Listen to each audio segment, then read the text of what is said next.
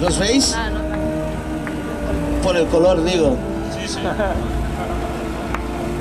Efectivamente, a lo mejor no cruzáis ninguna frontera así. Bueno, ¿quién nos ha obligado? No nos obligaron, lo pensamos nosotros mismos. No sé, estábamos supongo borrachos o drogados o algo. Permiso, ¿alguien tomó la decisión de hacer el Mongol Rally sin ayuda de drogas, alcohol o algo? Tu mujer, seguro, no se quiere divorciar de ti. Muy bien, chicos. ¿Y en qué coche vais? En un Lancia Y sin cubrecárter también. O sea... Otro suicida.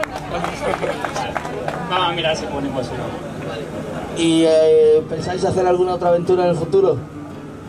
Si sobrevivís. Claro, si llegamos... Así. ¿Y tu madre tiene tu móvil? Todas las madres tienen un móvil. Mal hecho. Bueno, chicos, pues gracias y suerte. Nos vemos ahora.